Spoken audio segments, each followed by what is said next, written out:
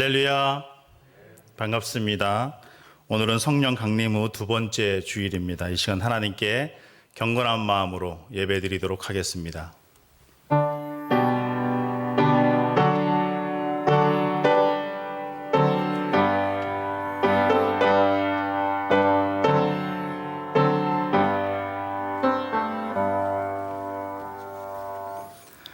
여호와께 감사하고 그의 이름을 불러 아뢰며 그가 하는 모든 일을 만민 중에 알게 할지어다. 그에게 노래하며 그를 찬양하며 그의 모든 기이한 일들을 말할지어다. 그의 거룩한 이름을 자랑하라. 여호와를 구하는 자들은 마음이 즐거울지로다. 아멘. 사랑하는 성도 여러분, 우리는 지금 거룩한 곳, 하나님의 영적인 임재가 머무는 장소에 들어와 있습니다. 마음과 영혼의 문을 열고 귀 기울여 하나님의 음성을 들으시길 바랍니다. 깊은 묵상의 기도를 함께 드리도록 하겠습니다.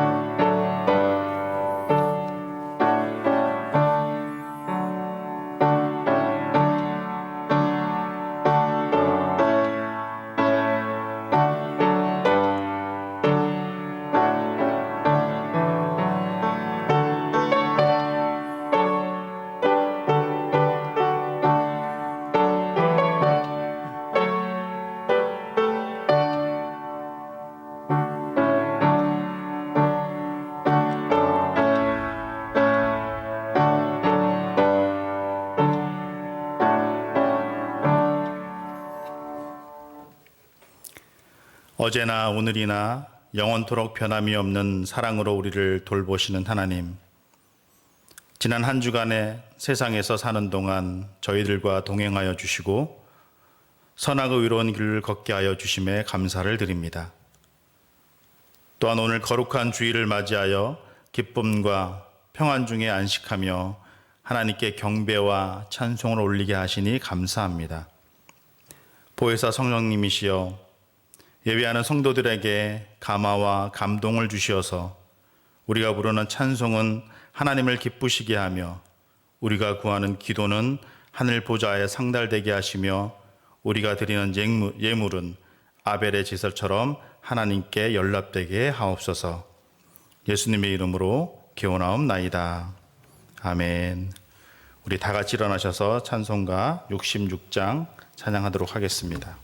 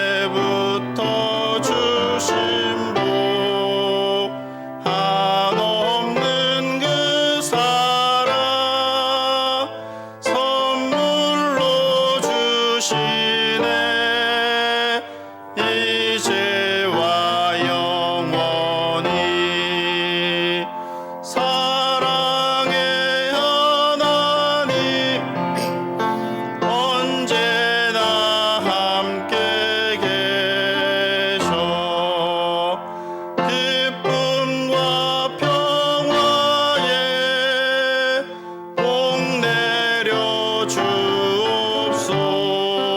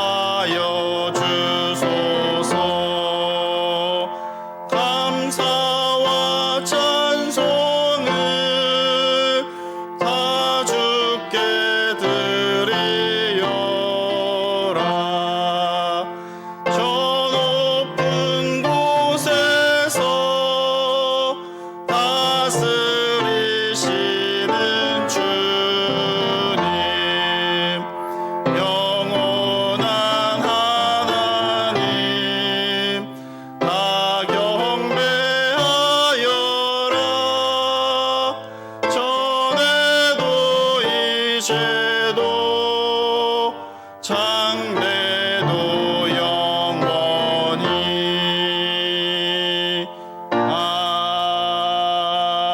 아멘. 서신 채로 머리 숙여 감사와 참회의 기도를 드리겠습니다. 사랑과 은혜와 용서의 하나님, 한 주간 우리가 외로울 때 함께 해주시고, 힘들 때 붙들어 주시고, 어려울 때 힘을 주셔서 감사드립니다. 아버지의 뜻을 이루기 위해 지셨던 십자가, 우리의 구원을 이루기 위해 지셨던 십자가, 우리의 영생을 위해 지셨던 십자가를 바라보며 참회의 기도를 드립니다. 남들은 알지 못하지만 나만이 아는 죄가 있습니다. 죄인 줄도 모르고 지었던 죄도 있습니다. 성령의 조명 아래서 저희의 마음을 열어 죄를 죄로 인정하게 하옵소서. 사랑하며 살지 못했던 죄, 감사함으로 살지 못했던 죄, 말씀대로 살지 못했던 죄, 우리의 행동과 생각, 입술을 통해 드러난 우리의 모든 죄를 용서하여 주옵소서. 십자가의 보혈을 씻겨주시고 정결하게 하여 주옵시며 우리의 심령이 새롭게 됨으로 영광의 하나님을 나타내는 삶으로 인도하여 주옵소서. 지금은 하나님과 나만이 아는 은밀한 죄를 생각하며 우리 구주 예수 그리스도의 이름으로 묵묵히 참회의 기도를 계속하여 드립니다. 아멘.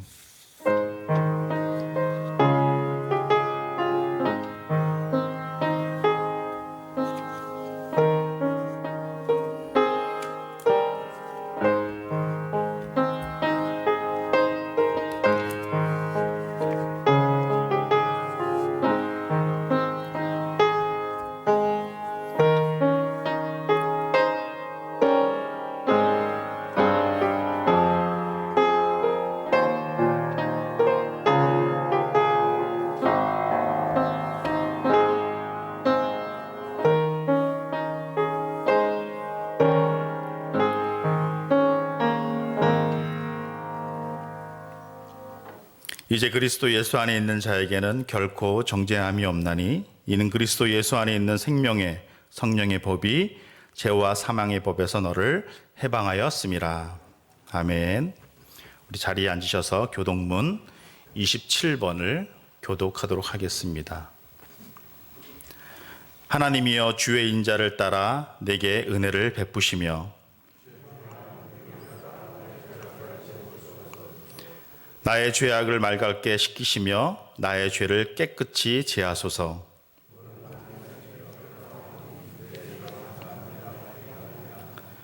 내가 주께만 범죄하여 주의 목전에 악을 행하였사오니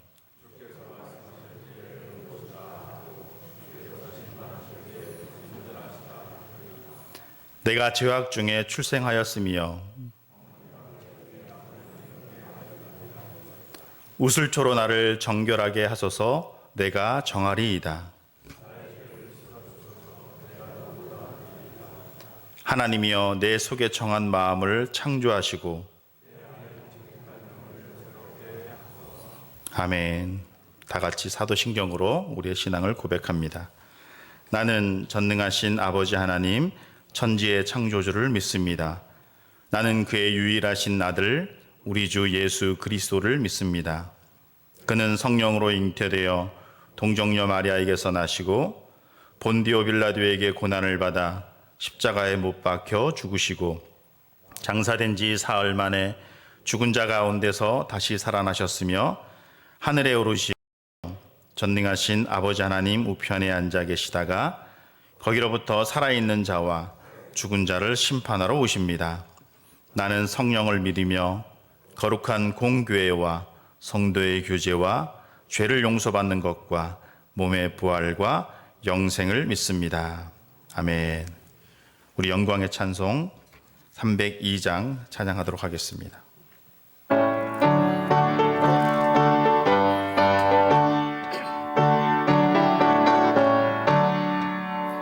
내 주 하나님 넓고 큰 은혜는 저 큰 바다보다 깊다.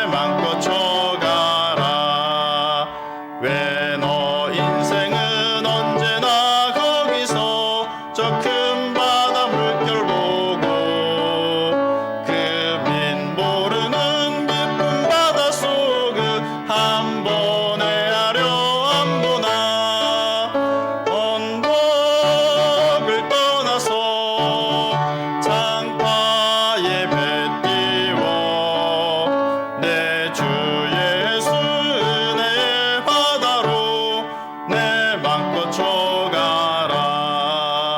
많은 사람이 얕은 물가에서 저 큰 바다 가려다가 찰싹거리는 작은 파도 보고 마음 약하여 못 가네.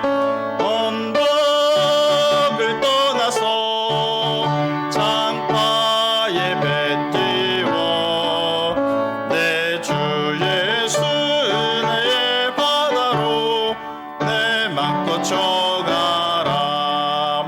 자 곧 가거라 이제 곧 가거라 저 큰 은혜 바다 향해.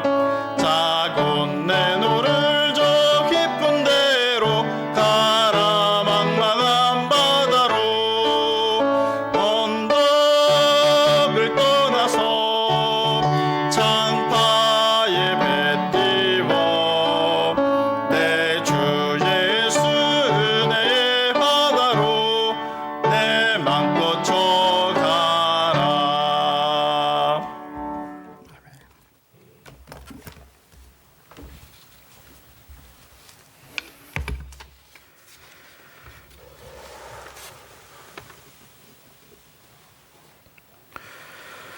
이 세상을 창조하신 주님을 찬양합니다. 사망의 어둠 속에서 살아가는 저희들을 주님께서 자녀 삼으시고 생명의 빛 아래 거하게 하시니 감사합니다.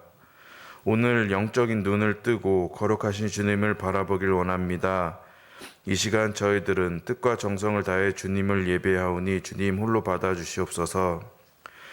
받은 은혜가 하늘 같고 주신 사랑이 바다 같습니다. 하지만 늘 주님으로 인해 만족하지 못하고 세상을 탐하며 갈망했던 저희들임을 주님께 고백합니다. 이 시간 주님의 놀라운 사랑과 은혜를 감사하오며 다시 주님의 은혜를 갈망하며 주님께 나아갑니다. 오직 우리를 위하여 친히 십자가에 지신 주님으로 하나님께 나아가오니 우리를 용서하사 다시 하나님께 서게 하여 주시옵소서. 코로나로 인해 우리의 삶의 지경이 좁혀지고 하나님을 향한 믿음도 소심하게 변해가고 있음을 고백합니다. 자비의 하나님, 우리의 믿음이 강건하게 하시고 다시 새롭게 일어나 주님만을 바라보는 삶이 되기를 원합니다. 비를 맞고 자연 만물이 소생하듯 저희도 생명의 단비를 맞고 믿음도 자라고 하나님을 향한 신뢰도 깊어지기를 기도합니다. 이곳 장안동의 오일교회를 허락하여 주시고 지난 40여 년의 모든 시간마다 함께 하시며 주장해 주신 주님께 감사드립니다. 많은 성도들의 기도와 섬김이 앞으로도 계속 끊이지 않게 하시고 다음 세대까지 연결되길 원합니다.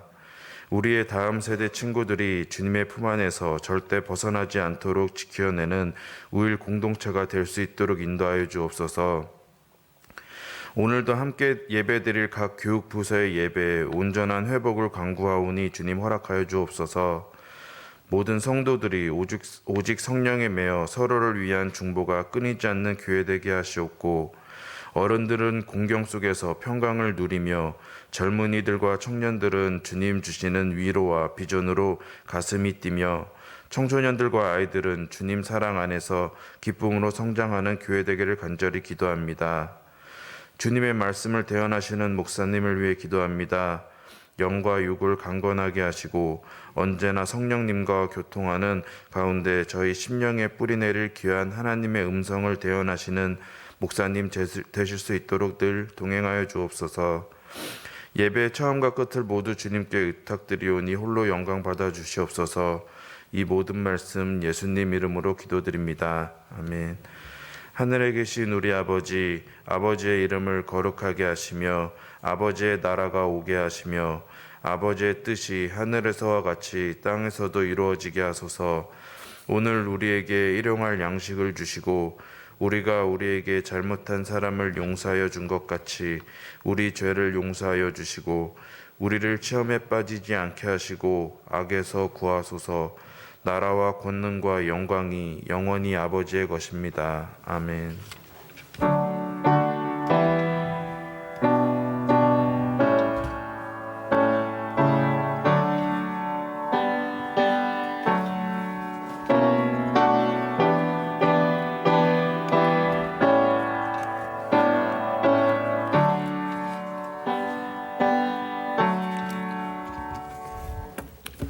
오늘 우리에게 주신 하나님의 말씀은 빌립보서 4장 10절부터 14절까지입니다. 빌립보서 4장 10절부터 14절까지 하나님 말씀 봉독합니다. 내가 주 안에서 크게 기뻐함은 내가 너희가 나를 생각하던 것이 이제 다시 싹이 남이니 너희가 또한 이를 위하여 생각은 하였으나 기회가 없었느니라. 내가 궁핍함으로 말하는 것이 아니니라. 어떠한 형편에든지 나는 자족하기를 배웠노니 나는 비천에 처할 줄도 알고 풍부에 처할 줄도 알아. 모든 일 곧 배부름과 배고픔과 풍부와 궁핍에도 처할 줄 아는 일체의 비결을 배웠노라. 내게 능력 주시는 자 안에서 내가 모든 것을 할 수 있느니라. 그러나 너희가 내 괴로움에 함께 참여하였으니 잘하였도다. 아멘. 오늘도 하나님의 은혜가 여러분 가운데 함께 하시기를 주의 이름으로 축복합니다. 딸 아이가 학교에서 축구 동아리에 가입을 했대요. 운동을 하고 싶어서 가입을 하고 나서 이제 축구를 했대요. 했는데 다음 날 전화가 왔어요. 아빠 아직도 몸이 아파요 라고 전화가 왔어요. 축구를 하면 축구는 이 온 몸을 쓰는 운동이기 때문에 온 근육을 사용하기 때문에 다음 날까지 몸이 아파요.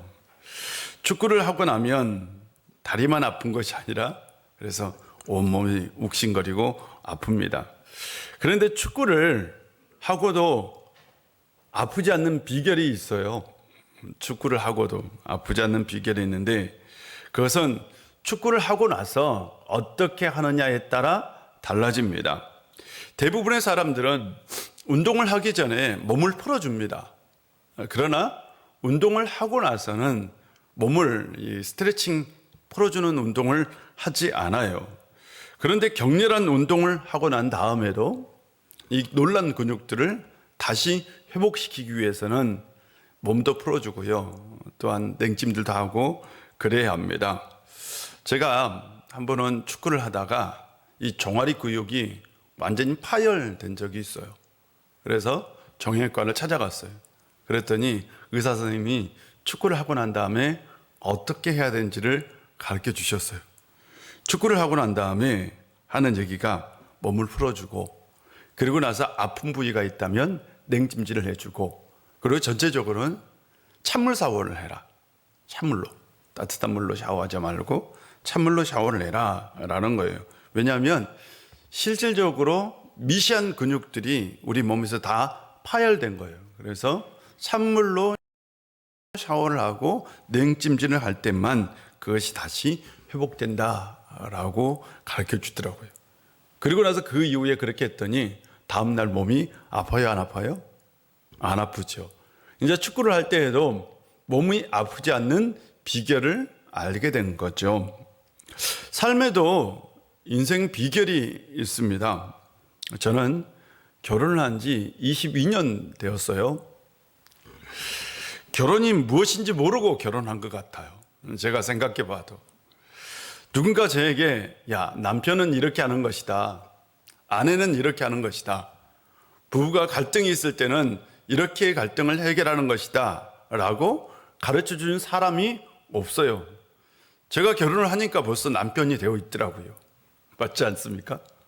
또 아이를 낳으니까 벌써 아버지가 그냥 되어 있더라고요. 저는 아버지가 뭔지, 남편이 뭔지 모르고 결혼 생활을 한 거죠. 그래서 저는 그때의 경험을 가지고 저한테 누군가 주례를 하면 저는 반드시 숙제를 내줍니다. 저한테 주례를 부탁하면 좀 숙제가 있어요. 지금까지 제가 주례를 한 모든 사람은 다 숙제를 내줬는데요. 첫 번째, 결혼이 무엇인지를 적어오라고 합니다. 결혼이 무엇인지. 결혼에 대해서 한번 생각해 보아라 라는 거죠. 두 번째로는 어떤 남편이 될지 어떤 아내가 될지를 반드시 적어오라고 얘기합니다. 이건 굉장히 중요한 거죠. 그렇지 않겠습니까? 내가 어떤 남편이 되어야 하느냐, 어떤 아내가 될 것인지 적어오는 거예요. 그리고 나서 생각해 보는 거예요. 결혼하기 전에. 그리고 나서 그것을 나중에 실천하라라고 얘기합니다. 저는 가끔 돌예배, 요즘은 돌예배를 하지 않더라고요. 돌예배를 부탁한 가정에도 숙제를 내줬어요. 어떤 숙제를 내줬느냐? 실은 부부가 교육관이 달라요. 그래서 이 아이를 어떻게 교육시킬지 두 사람이 합의해서 가지고 오너라 라고 얘기합니다. 두 사람이 합의해서. 그리고 나서 그대로 실천을 하라 라고 얘기합니다. 실은 아이가 태어나서 이 아이를 교육시키는 데 있어서 부부간의 갈등이 있는 거죠. 그래서 저는 이렇게 숙제를 내줌으로써 행복한 부부, 행복한 가정을 살 수 있는 자신들만의 비결, 그리고 자녀들을 교육시킬 수 있는 자신들만의 자녀 교육 비결을 만들어라 라는 거죠. 삶의 비결을 가진 사람과 삶의 비결을 가지지 않는 사람은 차이가 있습니다. 삶의 비결을 가지고 있는 사람이 더 행복하고 더 기쁜 삶을 살 수 있습니다.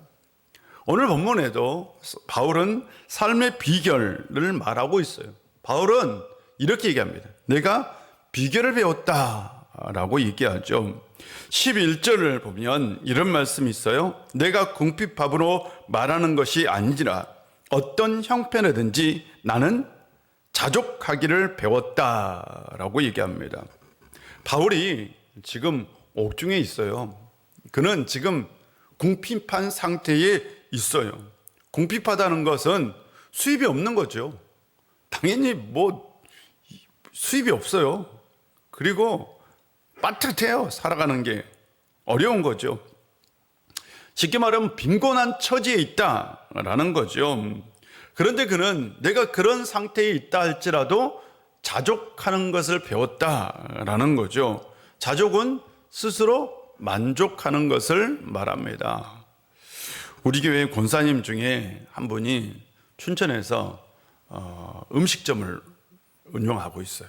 근데 지난 목요일 날 신방을 다녀왔습니다. 이분은 원래 강남에서 굉장히 큰 식당을 했던 분이에요. 그리고 굉장히 잘 살았어요. 아주 큰 집에서 아주 잘 살았던 분이에요. 그런데 남편 몸에 이상이 생겼어요. 그러면서 남편을 간호하면서 온통 남편의 건강에 이제 올인하면서 가게가 안 된 거예요. 그리고 나서 그 가게를 접게 되었어요. 그리고 나서 장안동에서 장사를 하시다가 지금은 저기 춘천에서 장사를 하고 음식점을 하고 있습니다. 남부럽지 않게 살다가 인생의 밑바닥까지 떨어진 거죠. 그분이 지난 목요일 날 이런 말씀을 해요. 목사님, 강남 가게를 접고 한강 다리를 이렇게 건널 때, 그때에 3번이나 뛰어내리고 싶었습니다. 라고 얘기를 해요. 그때에는 3번이나 뛰어내리고 싶었습니다. 그렇게 힘들고 어려웠다라는 거죠. 여러분, 잘 살다가 완전히 인생의 내리막길을 걷게 됐을 때는 모든 사람이 다 절망하지요. 그런데 제가 그 권사님을 보면서 느낀 것은 참 삶에 대한 자세입니다. 삶에 대한 자세요. 잘 살 때나 지금 밑바닥의 인생을 아주 떨어진 상태에 살든지, 그러니까 부자로 살 때나 가난하게 살 때든지 참 일관되다. 일관되게 하나님 붙들고 인간되게 참 자족하면서 그래도 그 안에서 만족하면서 살더라라는 거죠. 사랑하는 성도 여러분, 이 비결을 배울 수 있는 성도님들이 되시기를 바랍니다. 어렵지요? 두 번째는 12절을 보면 나는 비천에 처할 줄도 알고 풍부에 처할 줄도 알아. 모든 일 곧 배부름과 배고픔과 풍부와 궁부에도 처할 줄 아는 일체의 비결을 배웠다라고 얘기합니다. 바울이요, 성경을 보면 원래 가난한 사람이 아닙니다. 어렸을 때는 굉장히 풍족하게 자랐던 사람입니다. 그런데 사도가 된 다음에는 굉장히 가난한 삶을 살았어요. 쉽게 말하면 예수 믿고 나서 가난하게 된 거예요. 우리가 예수 믿고 나서 대부분은 꿈을 꿔요. 잘 살게 되는 꿈을 꿉니다. 우리가 예수님 믿는 건 실은 행복하게 살려고요. 잘 살고 싶어서 예수 믿는 거죠. 그런데 바울은 예수 믿고 나서 오히려 더 가난한 삶을 살게 되었어요. 바울이 3번에 걸쳐서 전도 여행을 합니다. 1차 전도 여행은 보통 4년에서 5년쯤 걸렸고요. 2차 전도 여행은 2년에서 3년, 그리고 3차 전도 여행은 한 5년쯤 걸렸을 것이다 라고 얘기합니다. 그냥 몇 개월 이렇게 전도 여행한 게 아닙니다. 당시 전도 여행을 할 때는 아마 막강한 비용이 들었던 것 같아요.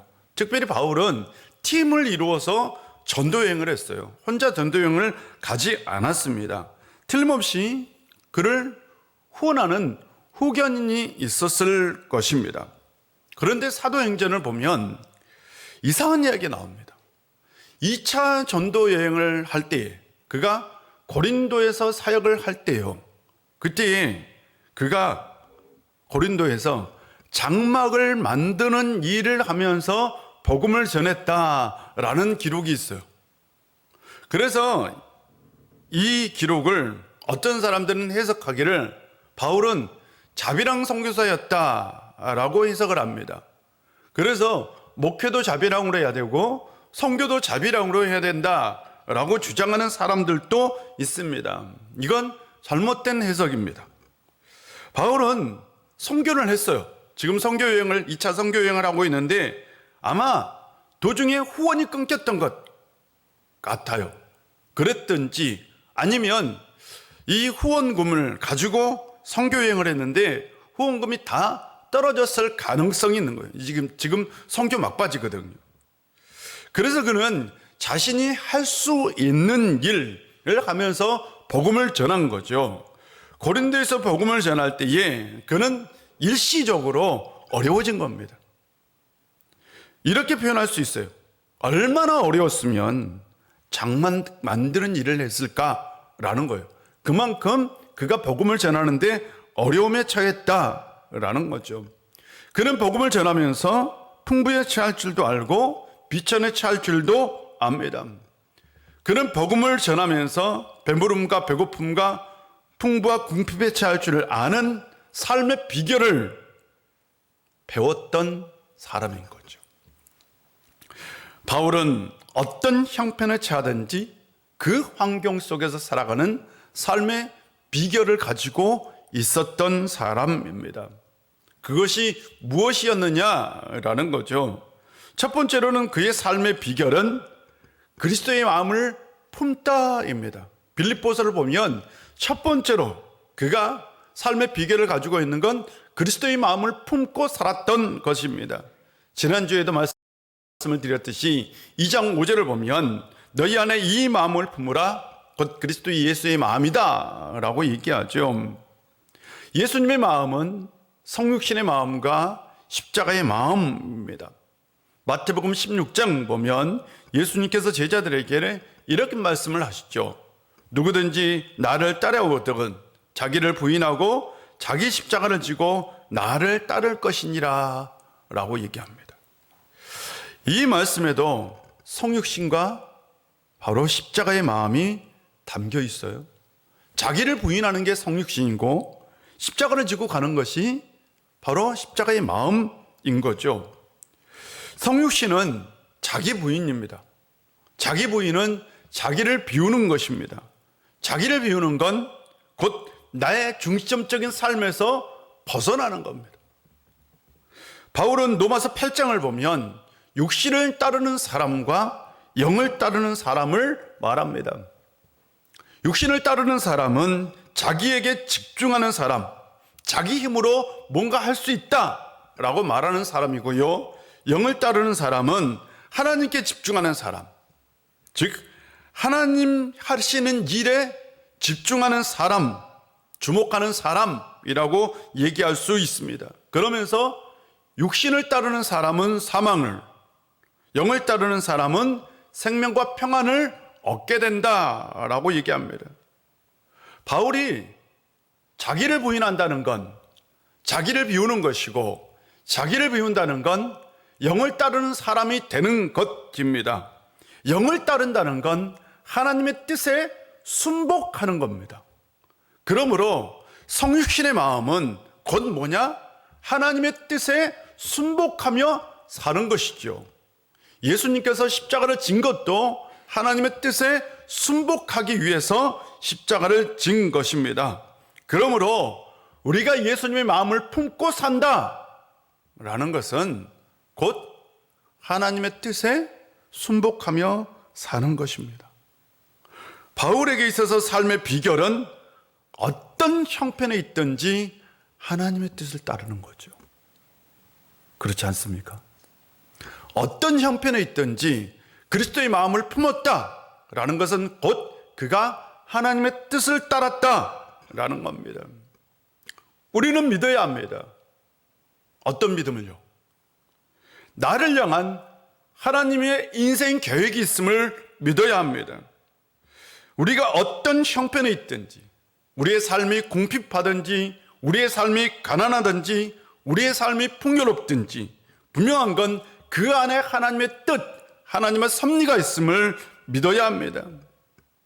부자로 사는 사람은 하나님께서 왜 자신을 부자로 만들어 주었는지 그 안에서 하나님의 뜻을 찾아야 하는 거죠. 배우 중에 장미를 나눠주면 장미 향기가 난다라는 가족 가운을 가지고 사는 배우가 있어요. 참 멋진 가운 아닙니까? 장미를 나눠주면 장미 향이 난다. 이게 가운이래요. 가족 신조라고 얘기합니다. 바로 장나라 씨인데요. 그녀는 12년 전에 벌써 130억을 기부했어요. 130억을. 12년 30대 때.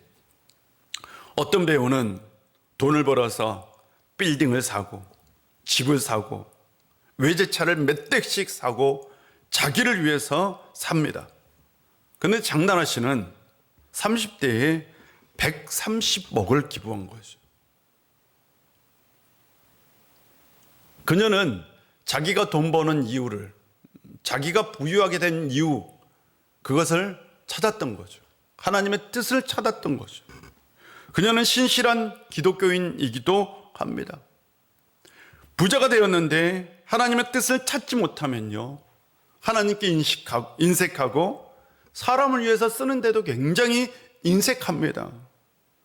그리스도인은 부자가 되었더라도 세상 사람과 달라야 합니다. 부자가 되었더라도 왜 내가 부자가 되었는지 하나님의 뜻을 찾는 사람이 되어야 합니다. 설령 우리가 가난에 처해 있다 하더라도 우리는 하나님의 뜻을 찾아야 합니다. 하나님의 뜻을 찾지 못하면 가난이 불행이 되고요, 가난이 저주가 되고요, 가난이 슬픔이 됩니다. 그런데 우리가 하나님의 뜻을 찾는다면 가난도 행복이 되고 가난도 기쁨이 됩니다. 삶을 사는 비결은 예수님처럼 하나님의 뜻을 찾으며 사는 것입니다. 이런 사람이 진짜 행복한 사람입니다. 여러분, 하나님의 뜻을 찾으며 사는 성도님들 되시기를 바랍니다. 두 번째, 그의 삶의 비결은 주 안에서 기뻐하다입니다. 2장 17절을 보면 나는 전제로 드릴지라도 나는 기뻐하고 기뻐하리라. 4장 4절을 보면 주 안에서 항상 기뻐하라. 내가 다시 말하노니 기뻐하라 라고 얘기합니다. 전제라는 것은요, 이스라엘 구약 제사 중에 이 제물을 드리잖아요. 제단에 제물을 드리면 이 제물을 태우기 전에 제물 위에 포도주를 부어요. 이걸 전제라고 얘기합니다. 포도주를 붓는 걸. 그리고 포도주를 붓고 그 다음에 이 제물을 그냥 다 태워요. 그래서 전제가 의미하는 것은 죽음을 의미합니다. 바울은 자신이 죽는다 할지라도 기뻐하고 기뻐할 것이다 라는 얘기를 하고 있습니다. 여러분, 죽음은 기쁨과 어울리지 않아요. 여러분, 장례식 가서 춤추고 즐거워하는 사람 본 적 있습니까? 장례식 가면 다 울어요. 장례식 가서는 감사할 수도 없어요.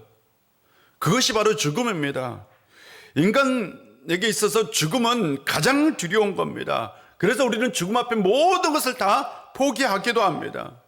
하물며 죽음 앞에서 생명을 얻을 수 있다면 우리가 가지고 있는 모든 것을 다 내어놓을 수도 있습니다. 그만큼 죽음은 두려운 겁니다. 그런데 바울은 그 죽음 앞에서 내가 기뻐할 수 있다 라고 얘기합니다. 어떨 때 그것이 가능할까요? 바울 안에서는 죽음과 기쁨이 같이 가요. 신기하지 않습니까? 삶의 놀라운 비결을 가지고 있어요. 어떻게 가능할까요? 바로 주 안에 있을 때입니다. 주 안에 살면 죽음의 공포도 죽음의 두려움도 다 이길 수 있는 거죠. 바울에게 있어서 삶의 비결은 주 안에 사는 겁니다. 바울에게 주 안에 산다는 건 무엇일까요? 3장 12절을 보면 이런 말씀이 있어요. 내가 이미 얻었다 함도 아니요 온전히 이루었다 함도 아니라 오직 내가 그리스도 예수께 잡힌 바 된 그것을 잡으려고 달려가노라 라고 얘기합니다. 바울에게 있어서 주 안에 산다라는 것은 그리스도께 잡혔다라는 거예요. 지금 내가 그리스도에게 묶여있다라는 것을 말합니다. 우리가 운동회를 하다 보면 2인 삼각 경기라는 게 있어요. 아세요? 두 사람이 가는데 두 사람 다리를 이렇게 묶어놓고 달리게 하는 게 2인 삼각 경기죠. 한 사람은 오른쪽 다리를, 한 사람은 왼쪽 다리를 딱 묶어놔요. 두 사람이 달리려면 한 사람은 오른발을 먼저 내딛고 한 사람은 왼발을 먼저 내딛어야 돼요. 똑같이 내딛으면 안 돼요. 두 사람이 한 사람처럼 움직여야 잘 달릴 수 있습니다. 바울에게 있어서 주 안에 산다는 건 예수님과 자신의 다리가 묶여 있다라는 거죠. 그렇지 않습니까? 바울에게의 인생은 예수님과 2인 삼각 경기입니다. 함께 가는 거예요. 예수님과 함께 묶여 있는 거예요. 그래서 예수님이 달릴 때 같이 달리고 예수님이 걸을 때 같이 걸은 거죠. 우리는 어떤 형편에 있든지 주님과 2인 삼각 경기 인생을 살아야 합니다. 그때 우리는 말 그대로 어떤 형편에 있든지 기뻐할 수 있습니다. 사랑하는 성도 여러분, 주님과 같이 함께 인생 살아가는 성도님들 되시기를 바랍니다. 세 번째 그의 삶의 비결은 감사함으로 기도하다입니다. 4장 6절을 보면 아무것도 염려하지 말고 다만 모든 일에 기도와 간구로 너희 구할 것을 감사함으로 하나님께 아뢰라 라고 얘기합니다. 제가 이 말씀을 설교할 때에 우리 안에서는 감사와 기도가 잘 어울리지 않는다라고 말씀을 드렸어요. 우리가 기도할 때는 대부분 인생에 문제가 있을 때 기도합니다. 인생에 문제가 있을 때 하나님을 매달려요. 인생에 문제가 있다는 것은 감사할 수 없다는 거죠. 그렇지 않습니까? 그래서 우리가 열심히 기도할 때는 감사가 나오지 않는 상황입니다. 그런데 바울에게 있어 감사와 기도는 같이 가요. 바울에게 있어서 삶의 비결은 모든 일에 감사하고 모든 일에 기도하는 겁니다. 풍족할 때에도 감사하고 가난할 때에도 감사하고 풍족할 때에도 기도하고 가난할 때에도 기도하는 겁니다. 쉬울 것 같죠? 실천은 어려워요. 이게 실천은 참 어려워요. 우리는 대부분 어떨까요? 풍족할 때에는 감사하고 기도하지 않습니다. 가난할 때에는 기도하지만 감사하지 않습니다. 이게 우리의 삶의 모습이죠. 근데 바울은 풍족할 때나 가난할 때나 감사하기도 하고 기도도 했다라는 겁니다. 그가 행복하게 사는 비결, 모든 일에 감사하고 모든 일에 기도했다입니다. 쉽지 않다니까요. 우리 교회 어떤 성도님은 코로나 이 상황이 복이 됐어요. 정말 잘 되신 분이 있어요. 이 성도님은 더욱더 감사하고 더욱더 힘써 기도해야 합니다. 맞죠? 그러지 않아요? 더욱더 감사하고 더욱더 힘써 기도해야 합니다. 더욱더 하나님께 풍족하게 드려야 합니다. 더욱더 잘 될 수 있도록 기도해야 합니다. 코로나 때문에 어떤 성도님은 사업이 굉장히 어려워진 분이 있어요. 어떻게 해야 될까요? 이 성도님은 더욱더 많이 기도해야 합니다. 그리고 더욱더 힘써서 감사해야 합니다. 우리는 항상 모든 일에 감사하고 모든 일에 기도해야 합니다. 그때 우리 하나님께서 주시는 그 기쁨을 누리며 살 수 있는 것입니다. 넷째, 바울의 삶의 비결은 능력 주신 자 안에 살다입니다. 13절을 보면 내게 능력 주신 자 안에서 내가 모든 일을 할 수 있다라고 얘기합니다. 굉장히 유명한 구절이죠. 엄청 유명한 구절입니다. 내게 능력 주시는 자 안에서 내가 모든 것을 할 수 있느니라. 대부분의 성도들은 내가 모든 것을 할 수 있다에 포커스를 두고 삽니다. 주님께서 내게 특별한 능력을 주시면 나는 모든 것을 할 수 있다라는 거죠. 그래서 시험을 준비하는 사람도 이 말씀을 붙들고 공부하고요. 올림픽을 준비하는 운동선수도 이 말씀을 붙들고 운동하고요. 사업을 하는 사람도 이 말씀을 붙들고 사업합니다. 이 말씀을 붙들며 이런 생각을 가지고 있어요. 하나님께서 능력 주시면 부자가 되고, 하나님께서 능력 주시면 내가 성공한 사람이 되고, 하나님께서 능력 주시면 내가 이길 수 있는 사람이 될 수 있습니다. 능력 주세요 라고 얘기합니다. 그런데 정작 능력이 무엇인지에 대한 묵상은 없습니다.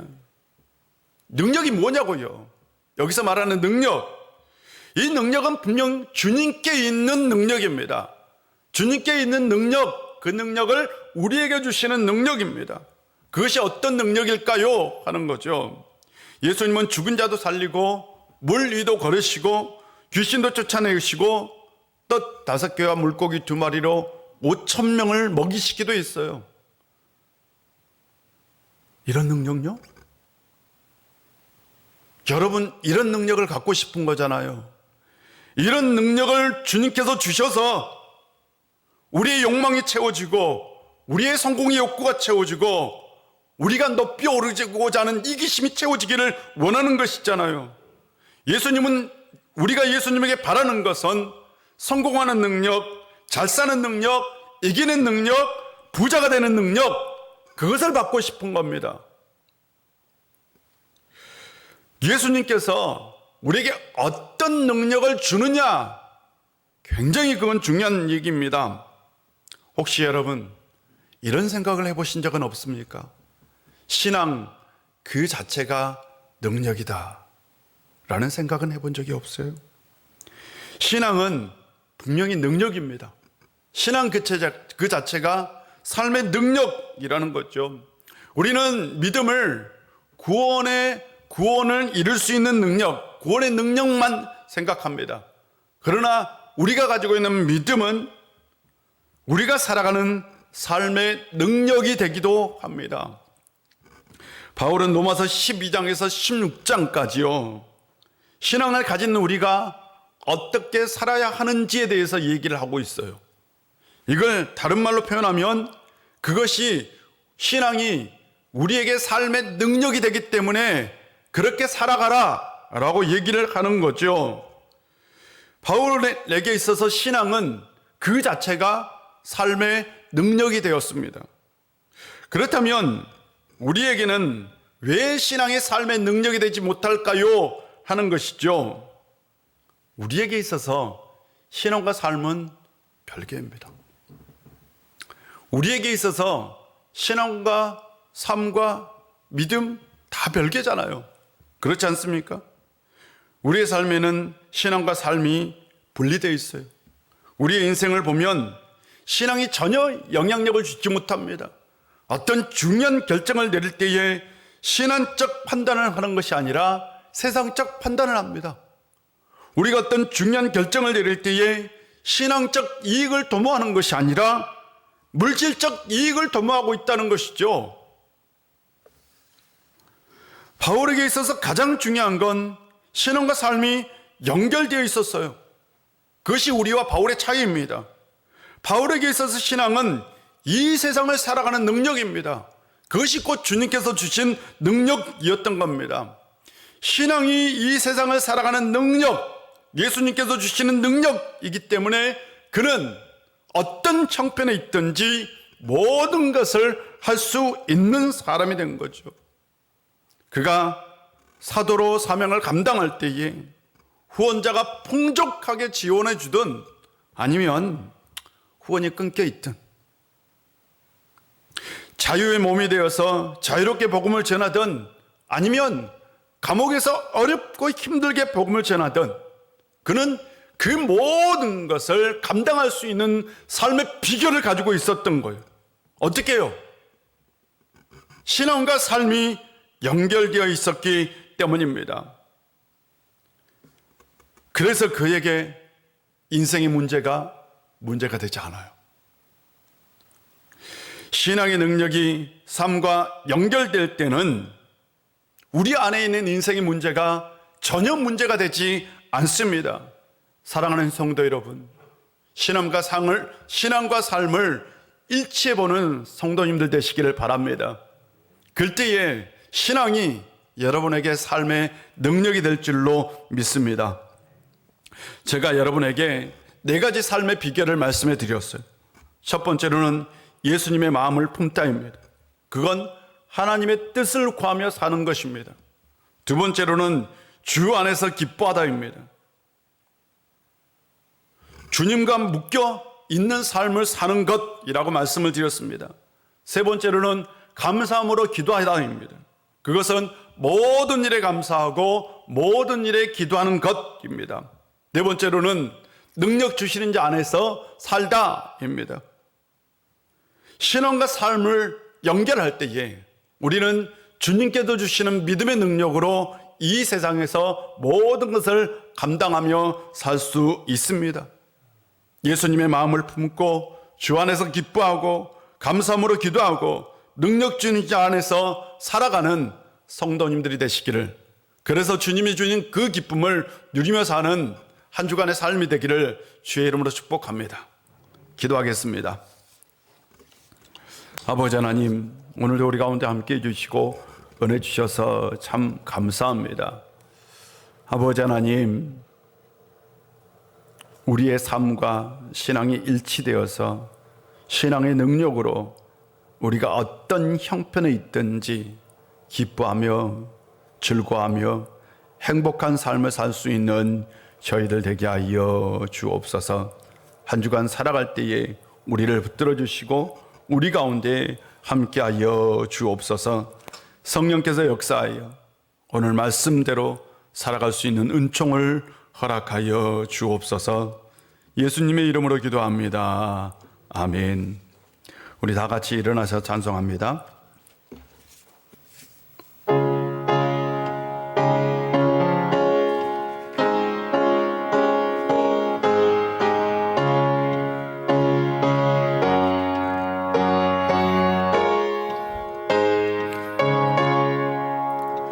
내 평생에 가는 길 순탄하여 내 잔잔한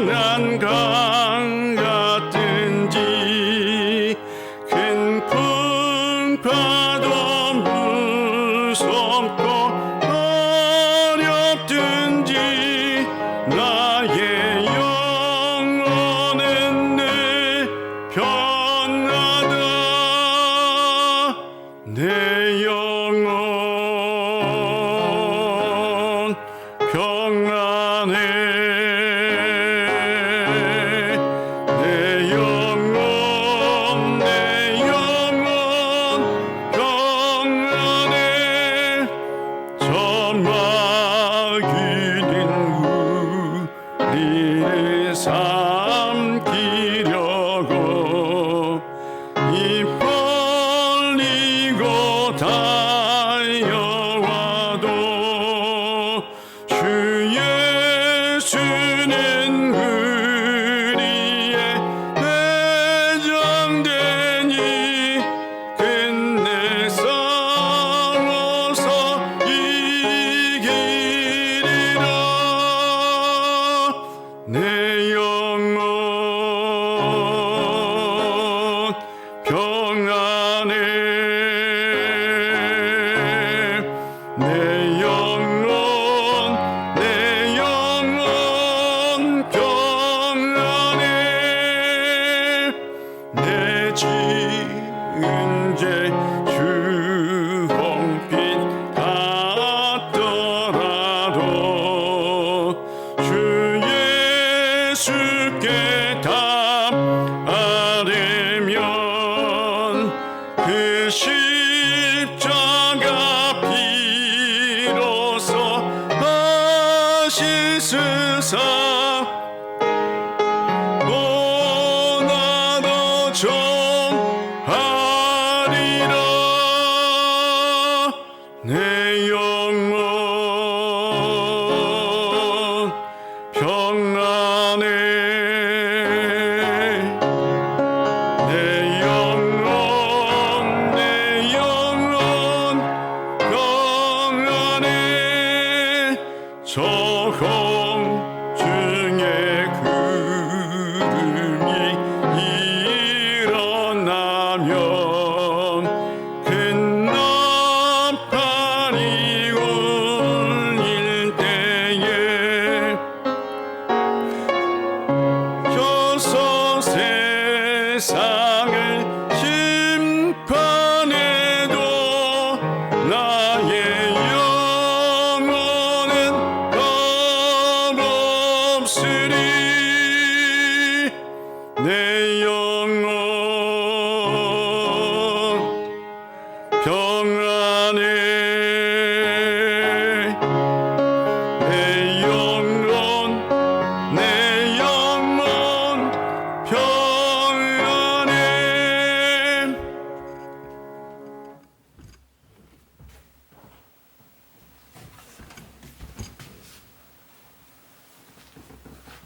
기도하겠습니다.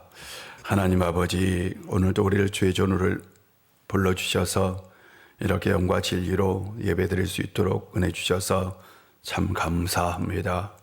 늘 하나님의 은총 가운데 말씀 아래 살아갈 수 있는 저희들 되게 하여 주옵소서. 이 시간 한 주간 살면서 정성껏 예물을 준비하여 주님 앞에 드렸사오니 이 예물을 받아주시고 흠양하여 주옵시고 드리는 손길마다 하늘의 신령한 복으로 땅의 기름진 복으로 채워주셔서 이 세상 속에서 살아갈 때에 궁핍함이 없이 가난함이 없이 빈곤함이 없이 살게 하여 주옵소서. 아버지 하나님, 또한 이 예물을 통해서 이 땅 가운데 하나님 나라가 이루어지고 우리 우일교회는 날마다 든든하게 서가며 맡겨진 사명 잘 감당할 수 있는 교회 되게 하여 주옵소서. 또한 우리는 한 주간 살아갈 겁니다. 쉽지 않는 삶일 수도 있습니다. 또한 힘들고 어려운 삶일 수도 있습니다. 그러나 주님께서 맡겨준 그 사명 또한 헌신의 마음을 가지고 또한 주님께서 주셨다는 확신을 가지고 이 세상 속에서 그 맡겨진 일들을 잘 감당하며 살 수 있게 하여 주시고 또한 그 속에서 복의 복을 누리며 살 수 있는 은혜도 허락하여 주옵소서. 예수님의 이름으로 봉헌 기도 드립니다. 아멘.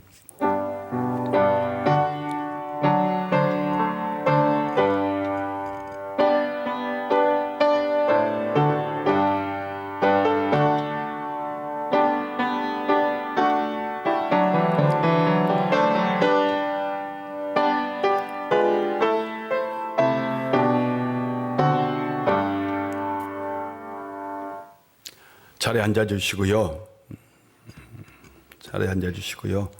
우리 우일교회는 한번 다 같이 한번 읽어보겠습니다. 우일교회는 우리 시작. 우일교회는 감동적인 예배를 드리는 교회입니다. 예배로의 부름, 예배의 주도권이 사람에게 있는 것이 아니라 하나님께 있음을 알리는 것입니다. 그래서 하나님의 말씀으로 시작하는 것입니다. 우리 우일교회가 정말 하나님이 기뻐하는 감동적인 예배 드리는 교회가 되었으면 좋겠고요. 예배의 부름, 예배로의 부름이 있어요. 첫 번째 시작인데요. 이때 하나님 말씀을 봉독해요. 이것은 바로 예배의 주도권이 우리에게 있는 것이 아니라 하나님께 있음을 알리기 위해서 하나님 말씀으로 시작합니다. 여러분, 예배 드릴 때에 이 예배의 주도권 여러분에게 있다 생각 마시고 하나님께 맡긴다.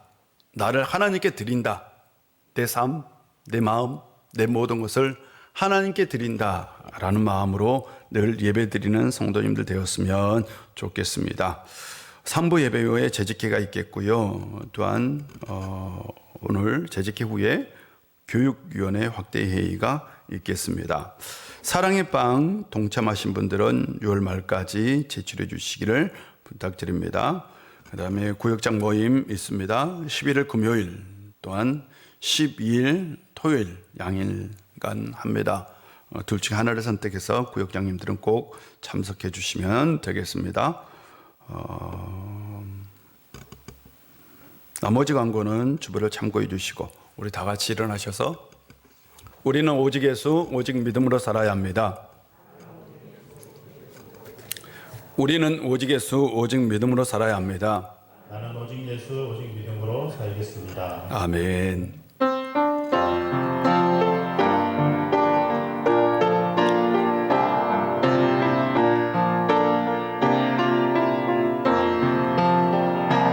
진정한 예배가 숨쉬는 교회 주님이 주인 되시는 교회 믿음의 기도가 쌓이는 교회 최고의 찬양을 드리는 교회 말씀이 살아 움직이는 교회 성도의 사랑이 넘치는 교회 섬김과 헌신이 기쁨이 되어 열매 맺는 아름다운 교회 주님의 마음 닮아서 이웃을 사랑하는 교회 주님의 영광을 위해서 빛 대신 주님 전하는 교회 사랑의 불꽃이 활짝 피어나 날마다 사랑에 빠지는 교회 주께서 사랑하는 우일 교회가 이런 교회 되게 하소서.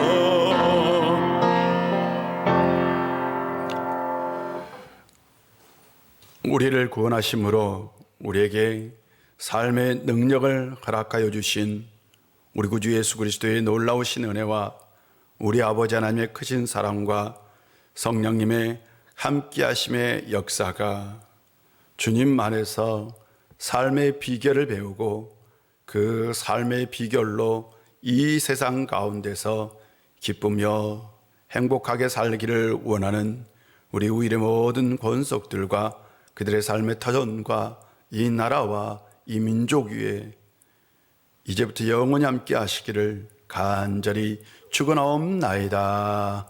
아멘.